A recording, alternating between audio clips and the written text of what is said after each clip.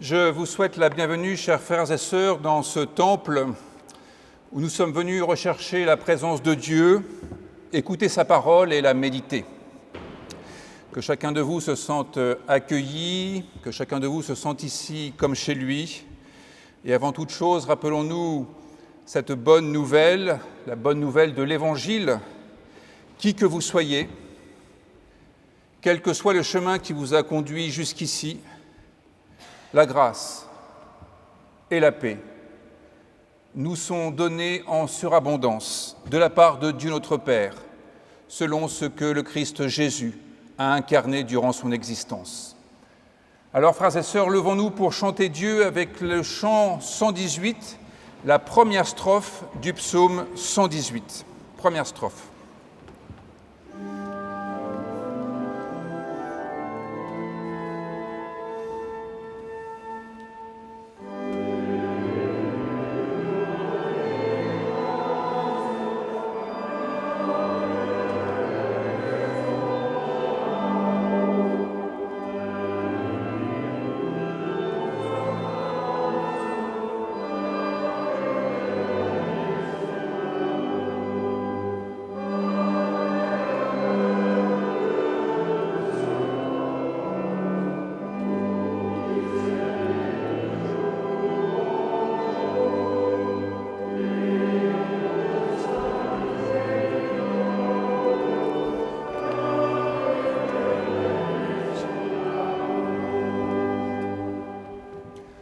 Louons Dieu avec les mots du psaume 5. Éternel, prête l'oreille à mes paroles. Écoute mes gémissements. Sois attentif à mes cris, toi qui es mon roi et mon Dieu. C'est à toi que j'adresse ma prière. Éternel, le matin, tu entends ma voix. Le matin, je me tourne vers toi et je regarde. Car tu n'es point un Dieu qui prenne plaisir au mal. Le méchant n'a pas sa demeure auprès de toi. Les insensés ne subsistent pas devant tes yeux. Mais moi, par ta grande miséricorde, je vais à ta maison. Je me prosterne dans ton temple avec respect. Éternel, conduis-moi dans ta justice, à cause de mes ennemis. Aplanis ta voix sous mes pas, car il n'y a point de sincérité dans leur bouche, leur cœur est rempli de malice, leur gosier est un sépulcre ouvert, et ils ont sur la langue des paroles flatteuses. Frappe-les comme des coupables, que leurs desseins amènent leur chute. Précipite-les au milieu de leurs péchés sans nombre, car ils se révoltent contre toi. Alors, tous ceux qui se confient en toi se réjouiront. Ils auront de l'allégresse à toujours, et tu les protégeras. Tu seras un sujet de joie pour tous ceux qui aiment ton nom, car tu bénis le juste, ô Éternel. Tu l'entoures de ta grâce comme d'un bouclier. Amen. Frères et sœurs, dans notre recueil de chants, au psaume 8, nous chanterons les strophes 1, 2 et 3 du psaume 8.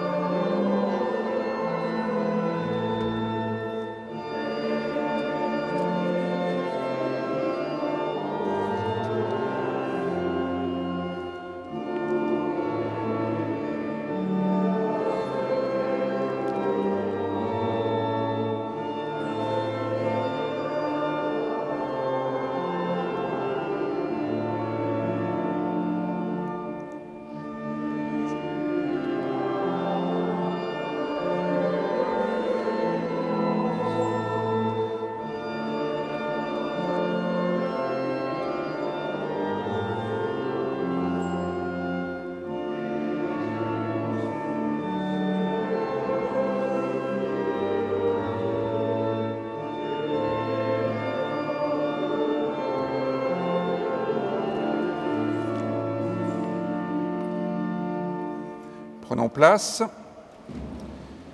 et recueillons-nous dans la prière.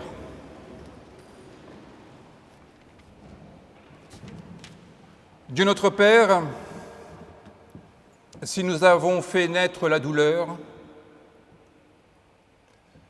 si par notre faute quelqu'un est tombé, si nous avons refusé de nous rendre dans la direction que tu nous indiquais,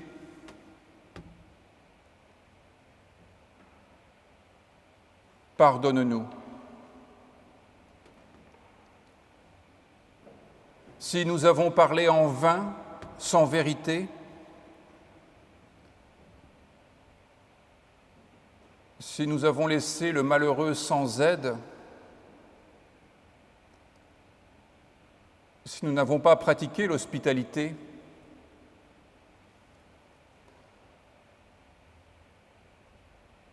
pardonne-nous.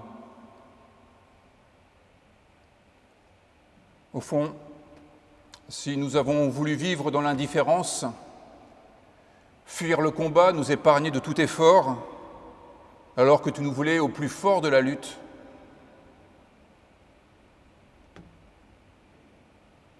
pardonne-nous. Nous reconnaissons devant toi notre péché, Dieu bon.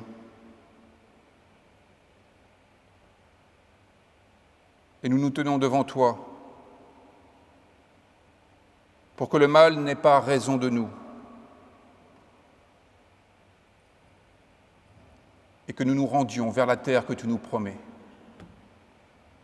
où règne la paix, la justice, la fraternité. Amen. Chantons la deuxième strophe du psaume 118 en restant assis.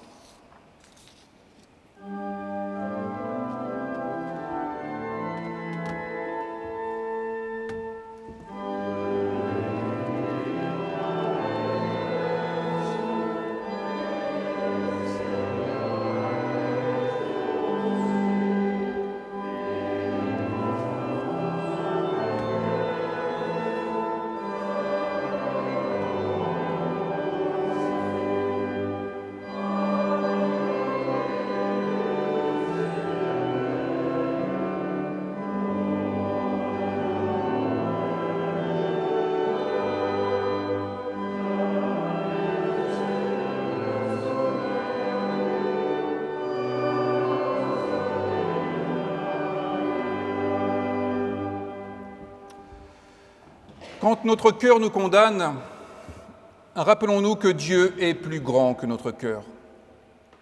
Quand notre intelligence nous fait dérailler, souvenons-nous que Dieu est plus grand que notre intelligence. Et écoutons la parole de l'apôtre qui nous affirme ceci. Elle est certainement digne de confiance, cette parole, et elle mérite d'être pleinement accueillie par tous. Christ Jésus est venu dans le monde pour accueillir les pécheurs, dont je suis le premier. Frères et sœurs, à chacun de nous, cette parole redit explicitement le pardon de Dieu. Et cette parole nous autorise une vie libre et responsable. Alors réjouissons-nous, levons-nous et chantons Dieu avec la 4e strophe du psaume 118.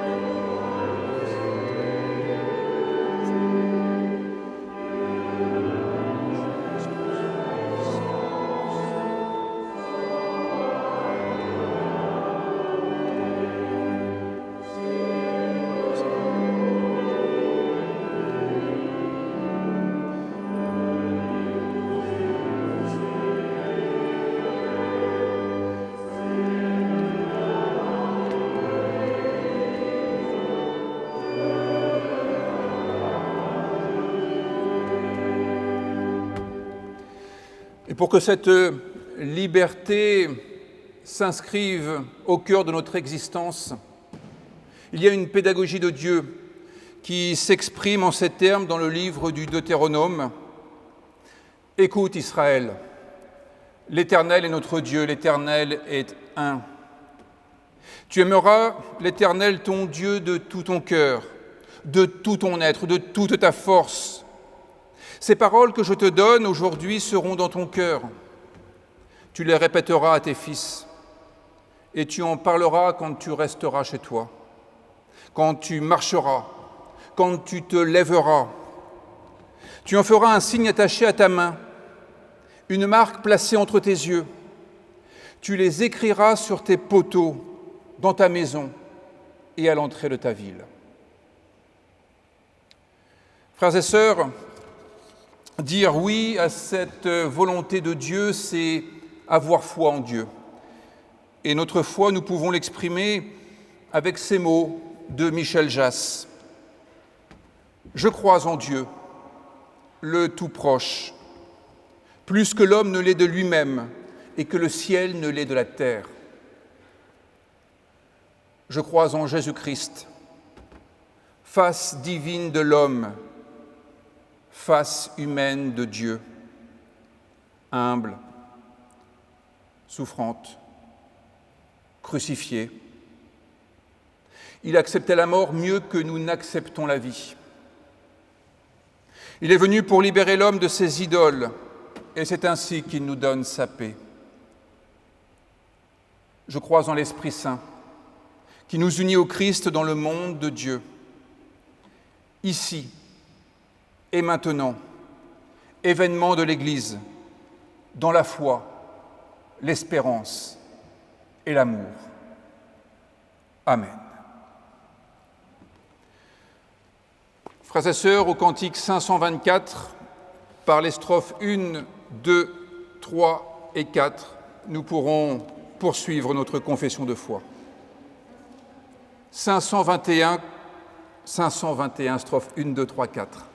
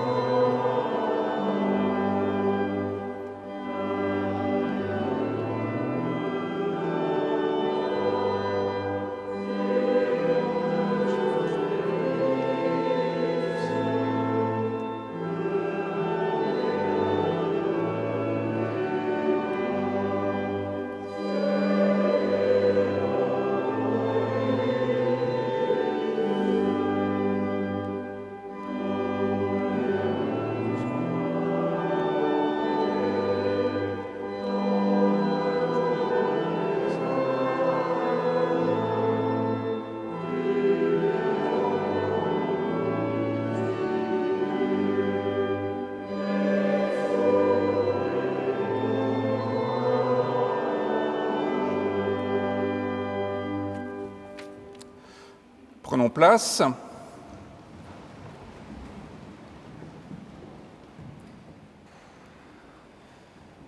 Éternel, donne-nous ton esprit quand nous cherchons sans trouver, quand nous écoutons sans entendre, quand nous peinons sans récolter. Donne-nous ton esprit, alors ta parole nous fera vivre. Nous trouverons et nous serons trouvés. Nous entendrons enfin la voix de celles et ceux que tu nous désignes comme frères et sœurs. Amen.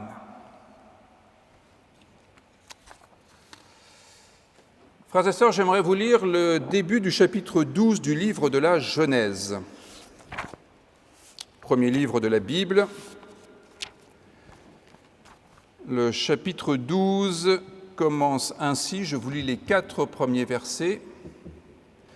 L'Éternel dit à Abraham, « Va-t'en de ton pays, de ta patrie et de la maison de ton père, vers le pays que je te montrerai.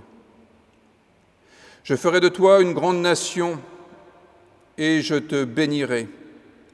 Je rendrai ton nom grand. Deviens donc une source de bénédiction. Je bénirai ceux qui te béniront, je maudirai celui qui te maudira. Toutes les familles de la terre seront bénies en toi. »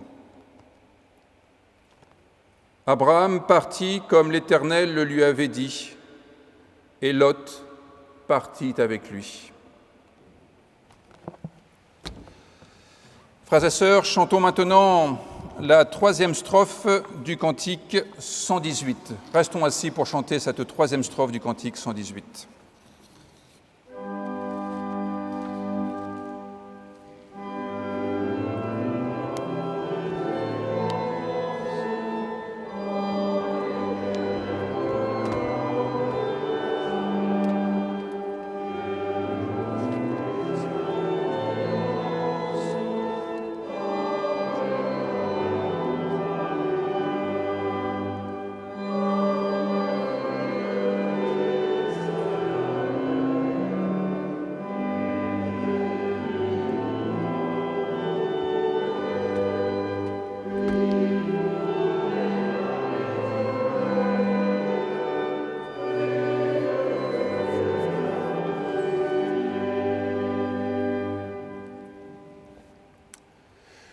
Chers frères et sœurs, j'imagine que vous aviez déjà entendu parler de ce début du chapitre 12, même si vous ne saviez pas que c'était forcément dans la Genèse.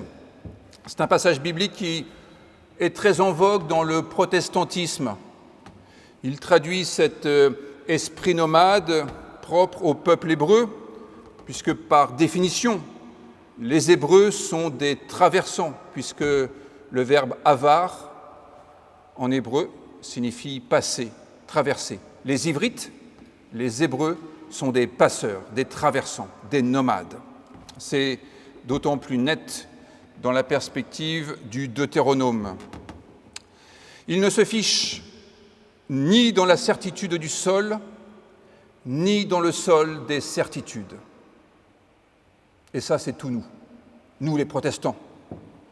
Il y a pour le protestantisme un modèle de vie, un modèle de foi, un modèle d'existence, un modèle tout court. C'est notre ADN. Les protestants voient dans le nomadisme un juste rapport aux choses, aux situations, dont la première lettre de Pierre dans le Nouveau Testament a fait une exhortation, je la cite, « Bien-aimés, je vous exhorte comme étrangers et voyageurs sur la terre, à vous abstenir des convoitises charnelles qui font la guerre à l'âme. » Le nomadisme crée une éthique spécifique qui nous conduit à voyager léger plutôt qu'à nous jeter sur les soldes, à ne pas nous encombrer de l'inutile plutôt qu'à faire regorger nos temples d'artifices. Point de secondaire, mais de l'ultime. Point de futile qui pourrait nous prendre trop de temps précieux. C'était un peu d'ailleurs la thèse de Régis Debray dans Dieu, un itinéraire.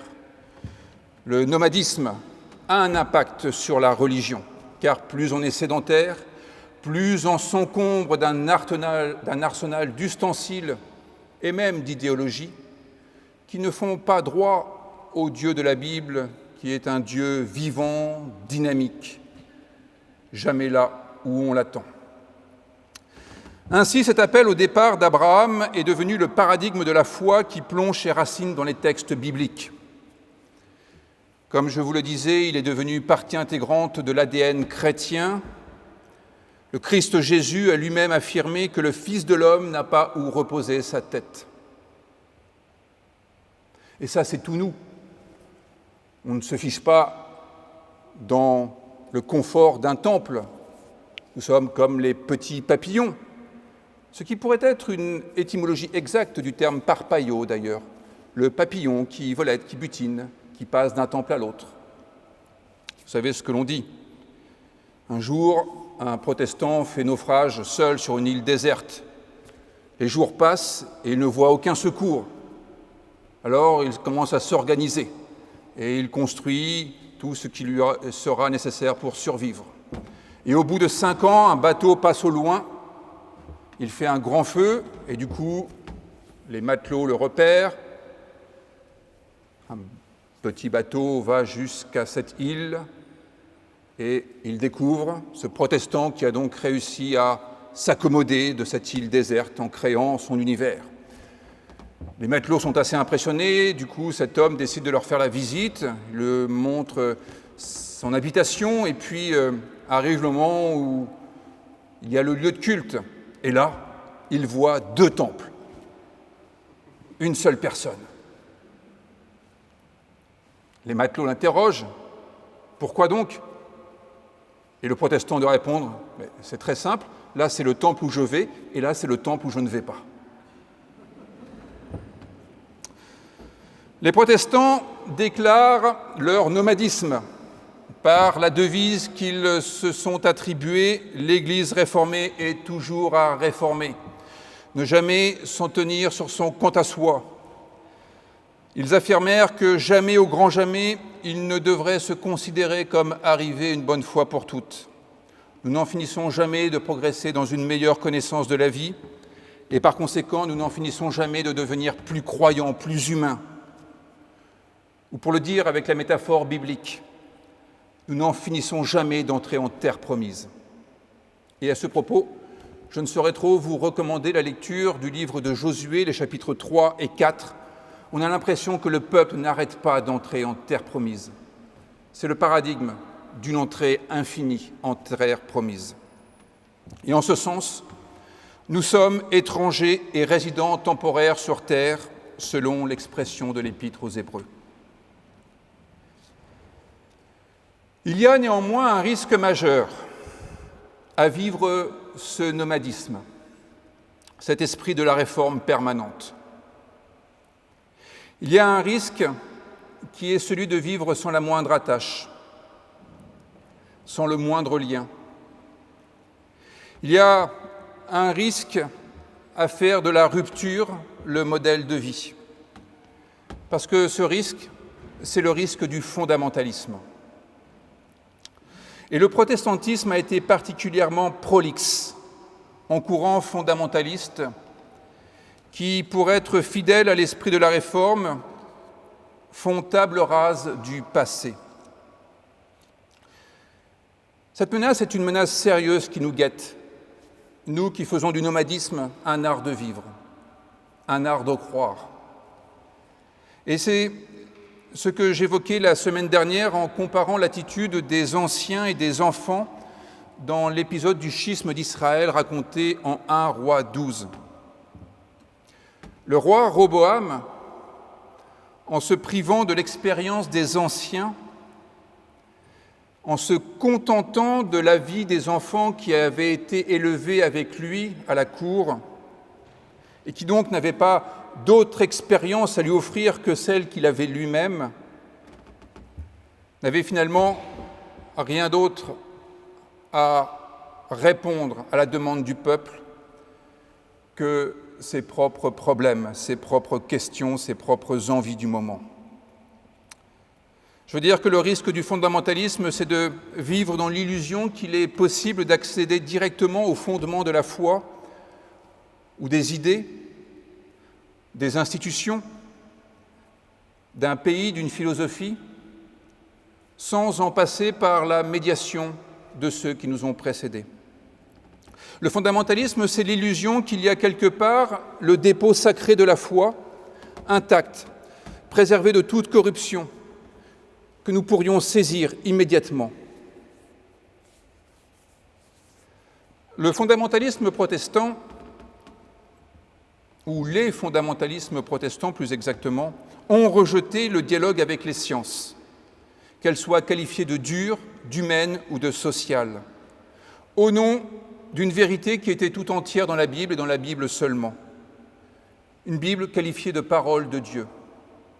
Et certainement, y a-t-il eu une forme de radicalisation d'un slogan que nous aimons bien pourtant, sola scriptura, que nous traduisons par l'écriture seule. Et évidemment, au nom de ce principe sola scriptura, comment ne pas entendre que nous ne devrions jamais nous fier à autre chose que la Bible? Comment ne pas entendre que toute la vérité est contenue dans la Bible et dans la Bible seulement, que le reste n'a aucune valeur? Mais il y a certainement quelques latinistes parmi vous, et je m'en remets à eux, car il y a une hypothèse selon laquelle il ne faudrait peut-être pas confondre sola scriptura et solus scriptus. Ne pas confondre simplement l'écriture et le texte. Or, ce n'est pas solus scriptus, ce n'est pas la lettre du texte qui fait foi. C'est l'écriture au sens de processus, au sens de dynamique, d'écriture, de réécriture, de lecture, d'interprétation, de débat, de discussion. Il y a dans le fondamentalisme protestant une confiscation de ce processus de réécriture qui est pourtant intégré au texte de la Bible, comme j'ai eu l'occasion de vous en faire part ces derniers dimanches. À partir du moment où vous considérez que vous possédez l'intégralité de la vérité, il est évident que vous n'avez plus besoin de personne. J'allais dire avec une sorte de boutade que vous soyez ou non en Harley-Davidson. C'est l'été, on peut se permettre quelques fantaisies. Dès lors, tous les dialogues deviennent inutiles et on se demande bien pourquoi il serait nécessaire d'engager des dialogues avec l'extérieur de notre communauté, puisque nous avons tout en nous. Cette posture, à vrai dire, est une posture certainement séduisante, celle de l'omniscience, celle de la totalité de la vérité. Mais le problème de la totalité de la vérité, c'est que c'est un totalitarisme. Et ça, c'est profondément antibiblique. Ce qui nous intéresse, ce n'est pas la totalité, mais l'infinité. Au demeurant, cette posture fondamentaliste est problématique parce qu'elle a un impact fâcheux sur la vie quotidienne. En effet, en se privant de ce qu'il y a entre les fondements de la foi et aujourd'hui, on se prive de tout ce que l'esprit humain a inventé.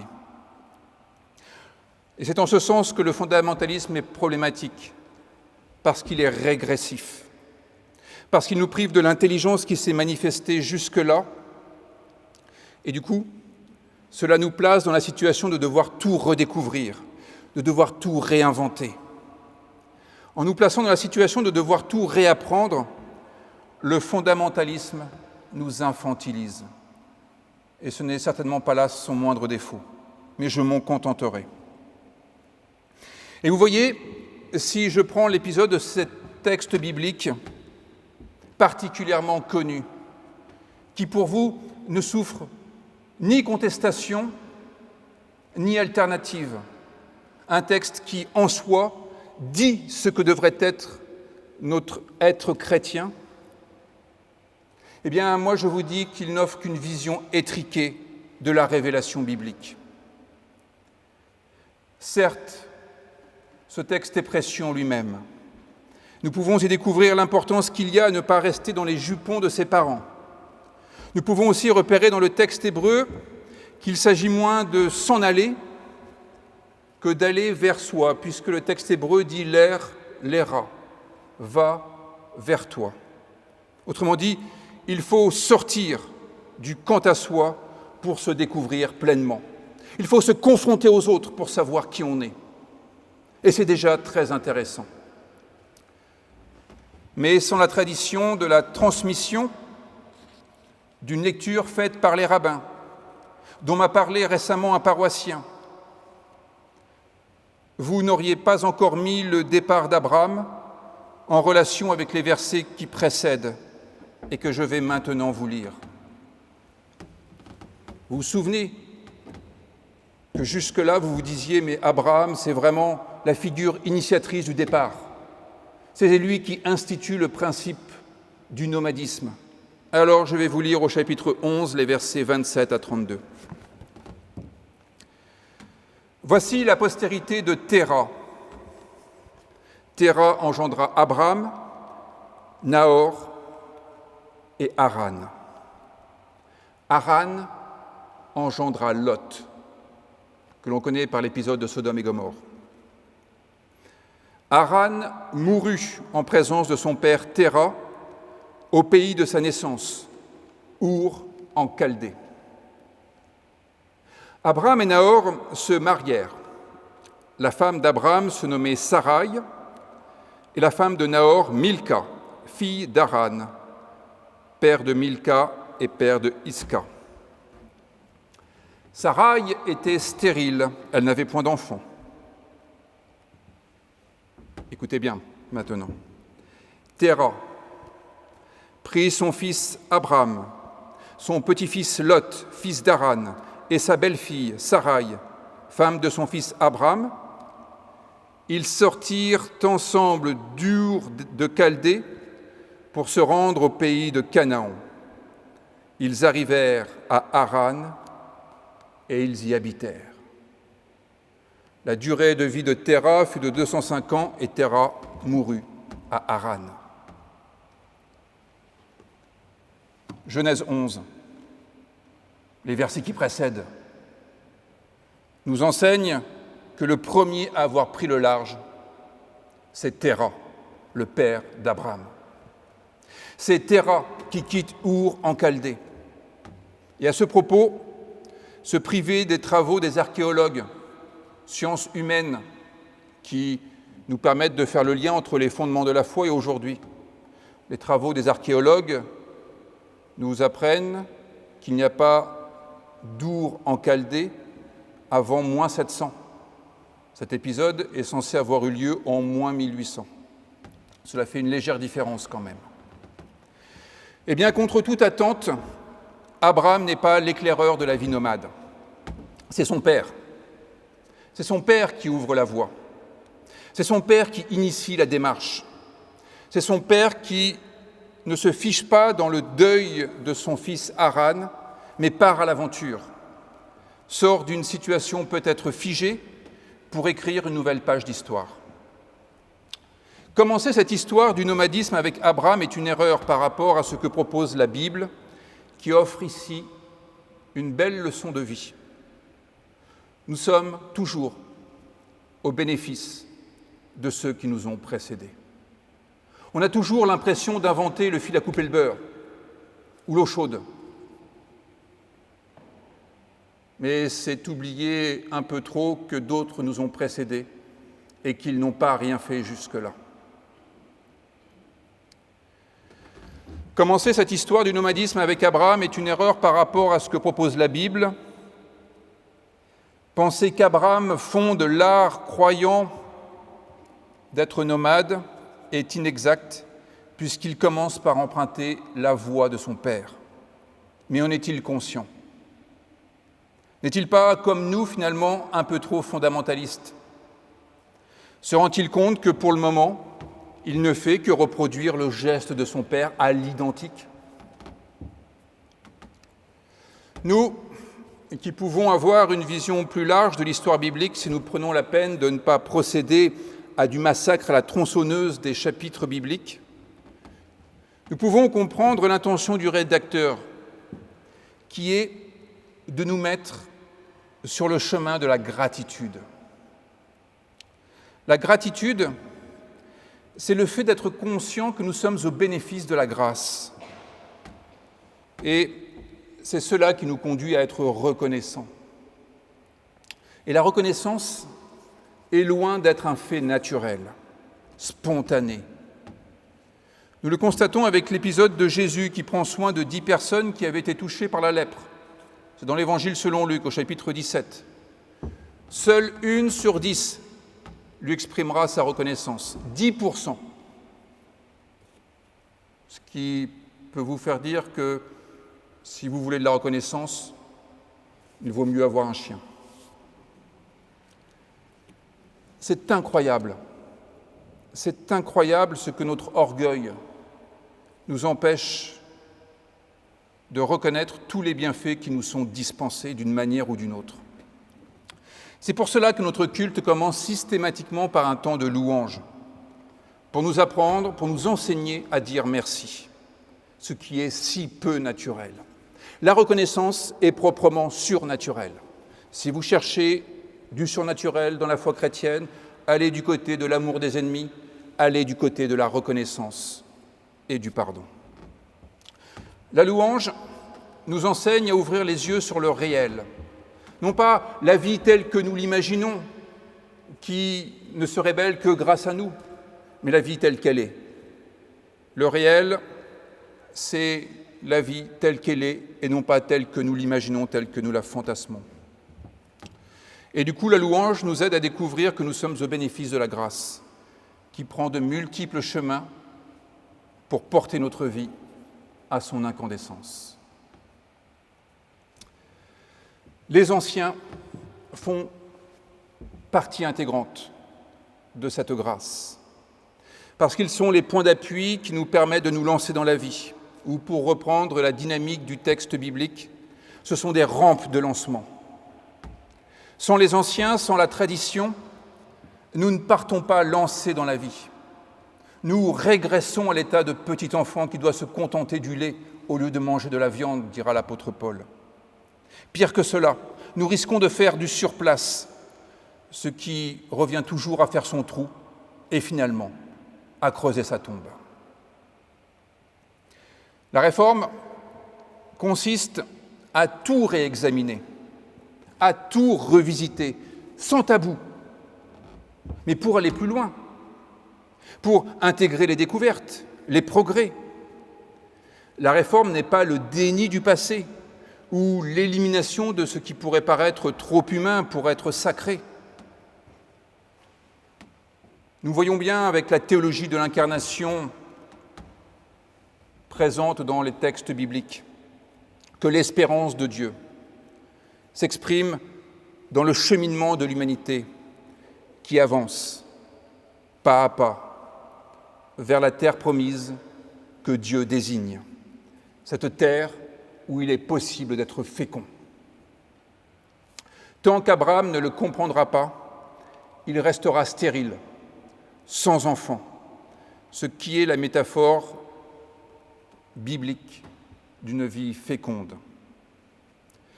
Mais quand il ouvrira un peu plus les yeux sur la présence de Dieu dans sa vie, avec la venue des messagers divins, il fera bon accueil à l'altérité. Et alors, il sera un peu plus enclin à vivre selon la dynamique de Dieu, qui est marquée par le nomadisme qui rend libre. Jusque-là, on dit que Sarai était stérile. Mais rien ne dit qu'Abraham était fécond.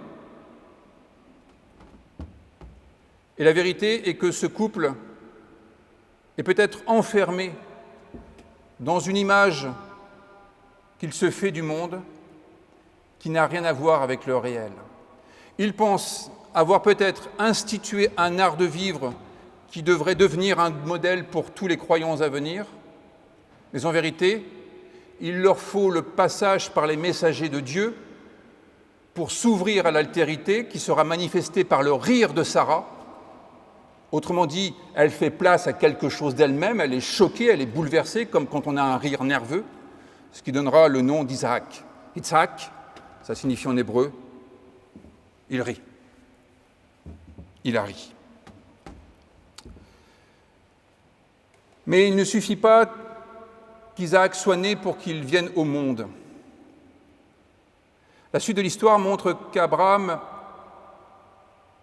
ne va pas beaucoup plus loin que son nombril.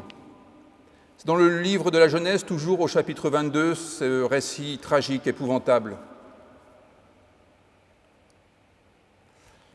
On voit un Abraham dans un rapport totalement fusionnel avec son fils Isaac. Le rédacteur le dit, Isaac, c'était son fils, son unique, celui qu'il aimait. Et ils étaient dans un rapport tellement fusionnel que le texte continue en disant qu'ils marchaient deux en un. Ce que nos traductions rendent par un euphémisme, ils marchaient ensemble. Ils marchaient deux en un. Y a-t-il une image plus parlante pour parler du rapport fusionnel qui empêche l'un et l'autre de vivre ce qu'il a à vivre? Genèse 22, c'est le récit où ce fils de la promesse, unique, aimé, doit être sacrifié, offert à Dieu, c'est-à-dire égorgé et brûlé. Et au fond, je pourrais faire une nouvelle prédication sur Genèse 22, ce que je m'abstiendrai de faire pour l'heure. Mais il fallait qu'Abraham coupe le cordon ombilical pour que son fils puisse prendre son envol et aller plus loin que son père ne l'avait fait, prendre sa propre route, accomplir sa propre vocation, passer à l'étape suivante. À l'époque où Isaac risque d'être sacrifié, il n'a pas 7 jours, l'âge de la circoncision. Il n'a pas 13 ans, l'âge de la bar mitzvah. Il a plutôt 33 ans, dit la tradition juive. À 33 ans, il peut se passer des choses. En tous les cas, c'est l'âge d'être adulte, et accessoirement père. C'est à partir du moment où Abraham aura levé le poignard sur son fils, qu'il aura mentalisé la mort de son fils, psychiquement, symboliquement, spirituellement, et qu'il aura été appelé par l'ange de l'Éternel pour ne pas commettre l'acte fatal, qu'il aura offert à Isaac sa pleine liberté, et qu'Isaac pourra lui aussi quitter la maison de son père, sa patrie, et rejoindre Rebecca. Ils se marièrent et eurent beaucoup d'enfants, ce qui est le signe biblique d'une vie féconde. Ce qui ne veut pas dire que la seule façon d'être fécond dans la vie est d'avoir des enfants. Le fondamentalisme est une amnésie qui oublie ce qui a été fait avant nous, ce qui a été réalisé, ce qui a été accompli, ce qui a été découvert. Autant de points d'appui pour avancer en direction de la terre promise. Autant de moyens pour ne pas rester bloqué au point de départ, le temps de l'enfance.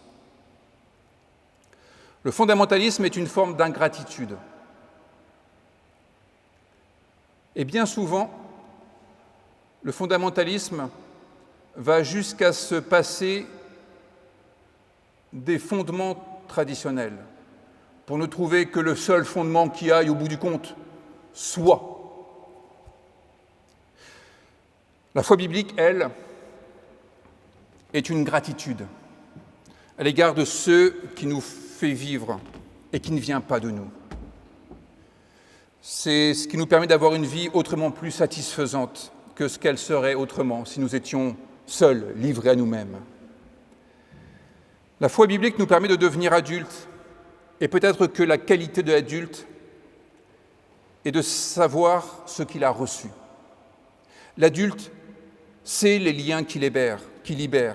Il sait quelles sont les adhésions qui renforcent. Il sait tout le sens de la foi, ce lien à l'ultime qui nous rend plus humains, plus tenaces, plus endurants, plus aimants aussi. L'adulte est celui qui a identifié les idoles, tout ce qui nous enferme dans de fausses représentations du réel et qui nous empêche de vivre vraiment. C'est la raison pour laquelle la foi biblique se nourrit de nombreuses généalogies. Et au pire, si vous ne les lisez pas alors qu'elles ont vraiment leur intérêt, toujours, intégrez qu'elles font partie intégrante de notre foi, pour nous rappeler que nous ne venons pas de nulle part, que nous ne sommes pas des self-made men construits à la force de notre seule poignée, que nous ne sommes pas redevables. Nous ne devrions jamais oublier que si nous sommes ici aujourd'hui, pour le meilleur, c'est grâce à ceux qui nous ont précédés. C'est la raison pour laquelle la foi biblique se nourrit des généalogies qui comportent parfois des figures que la morale réprouve. Eh bien, c'est peut-être cela qui fait la vraie différence entre le croyant biblique et le fondamentaliste. C'est que le croyant biblique n'est pas dans le déni. Il n'essaie pas de faire une purification de la mémoire. Au contraire, il regarde avec acuité son passé pour en tirer tous les enseignements nécessaires, pour voir tout ce qui s'est révélé jusque-là et en être riche, fort. Les généalogies nous disent que nous ne sommes pas autofondés. Et c'est à la condition d'en avoir conscience que nous pouvons dépasser nos anciens et accomplir les promesses encore inaccomplies. Et ça, c'est une grâce. Amen.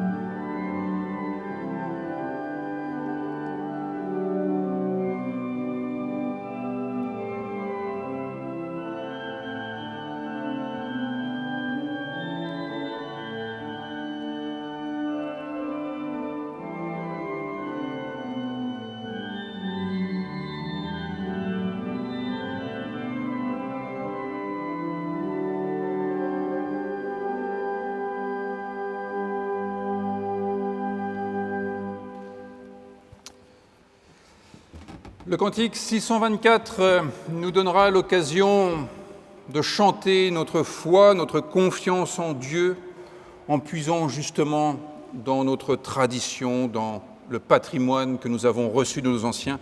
Levons-nous pour chanter les 4 strophes du cantique 624.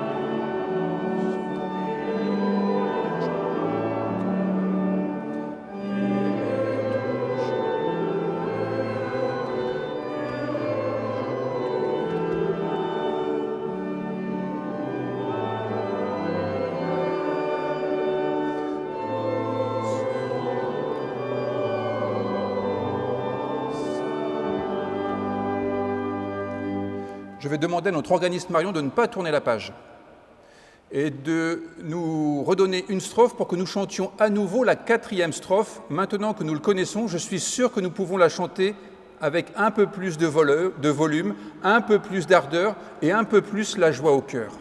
Nous rechantons tous la 4e strophe pour dire notre reconnaissance et le sens de la gratitude. C'est pour aller dans le sens de la prédication.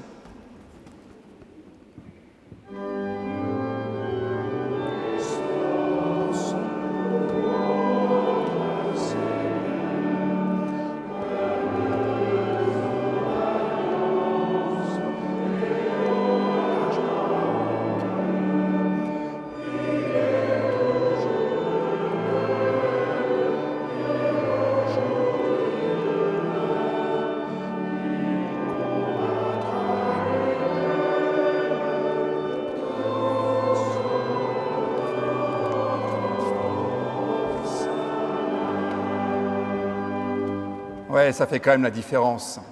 C'est comme ça que nous devrions chanter à chaque fois. Allez, prenons place pour reprendre un peu de force.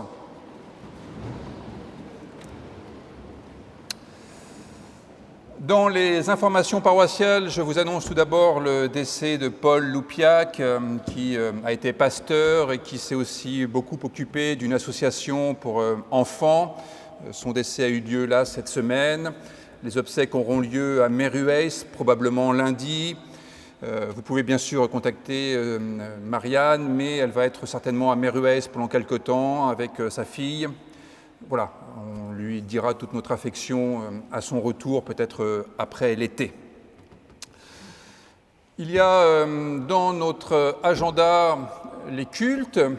Il y a les cultes le dimanche matin au temple de Maglone et le soir au temple de Jacou, ce qui vous permet, comme cela, de pouvoir aussi profiter de votre dimanche matin si vous souhaitez aller à la plage alors qu'il ne fait pas encore trop chaud, sans être infidèle à notre Église. J'ai oublié la date des prochains jardins partagés. Je peux la chercher. Oui, merci Hélène de nous dire.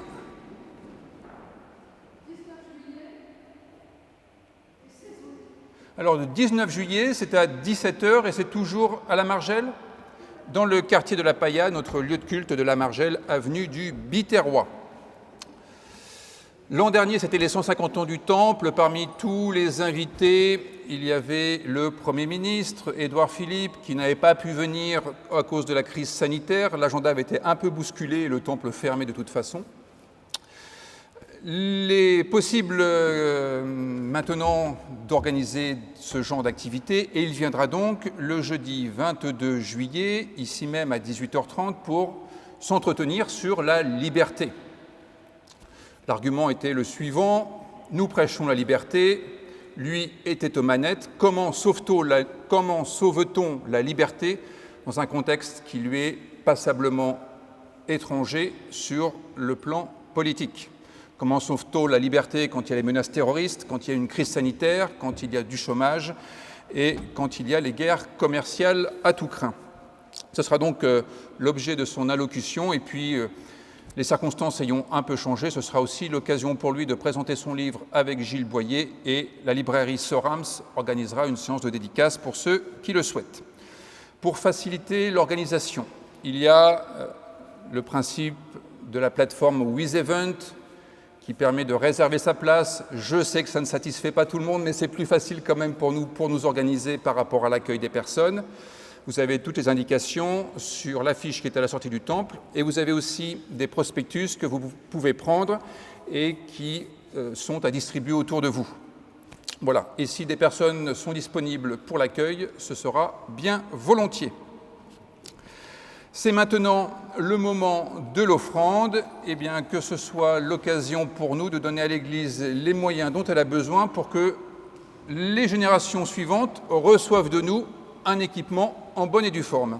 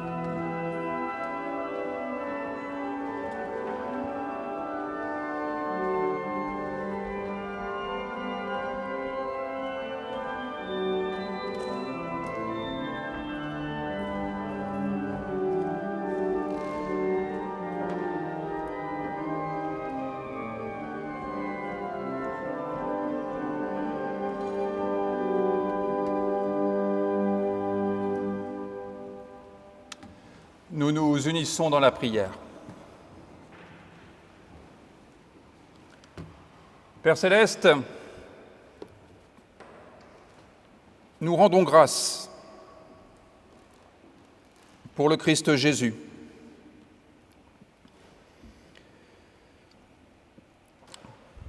Par lui, nous réalisons à quel point la grâce nous a rejoints, à quel point il a incarné notre salut sur des routes très humaines, ces routes où tant d'hommes, de femmes et d'enfants sont aujourd'hui encore atteints dans leur dignité et dans leur vie.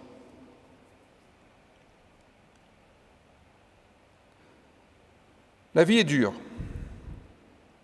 le monde inquiétant. Nous avons des sujets de reconnaissance, à commencer par notre Église, ton Église, dressée au cœur du monde, pour qu'elle soit un asile, pour qu'elle offre le secours et la délivrance à ceux qui souffrent.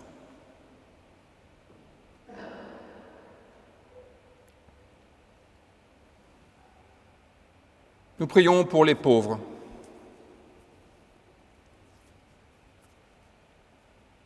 pour les démunis, pour les laissés pour compte,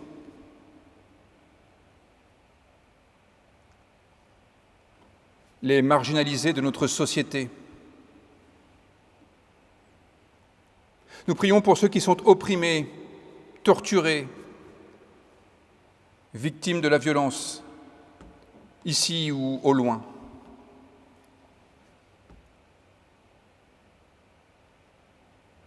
Nous te prions pour ceux qui, de par le monde, sont persécutés à cause de ton nom.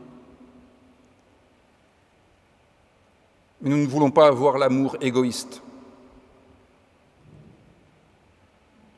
Et c'est pour tous ceux qui souffrent que nous te prions, de manière à ce que nous ne nous laissions pas submerger par l'indifférence, mais que nous soyons toujours saisis aux entrailles, à la manière du Christ Jésus, à la manière du bon Samaritain, à la manière de tous ceux pour qui la foi signifiait quelque chose, et ton espérance, une perspective ultime. Te prions pour ceux qui, selon leurs responsabilités, œuvrent dans ce monde pour apporter la paix, pour apporter le soulagement. Rends-nous responsables là où nous sommes. Hâte le jour où toutes choses seront effectivement nouvelles et où, essuyant toute larme des yeux, tu établiras les cieux nouveaux et la terre nouvelle.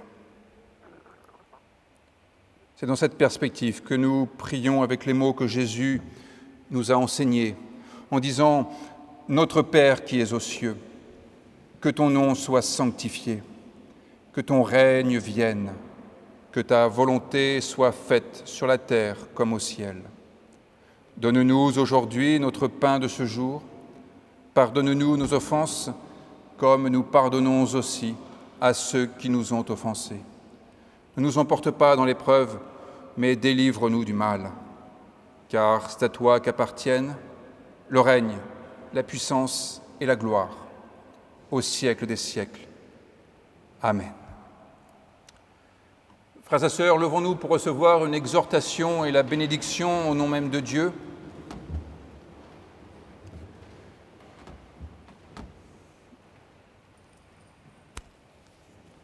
L'Éternel ne nous laisse pas tranquilles. L'Éternel nous envoie dans le monde pour avoir une vie bonne et pour être ses témoins, pour transmettre son espérance, pour pratiquer son amour. Alors, que notre recherche de ce royaume de Dieu soit sereine, active, joyeuse. C'est possible. C'est possible car Dieu est proche de chacun de nous. Il nous donne lui-même sa paix et sa joie et la chaleur de son amour. Il nous bénit et nous garde. Amen.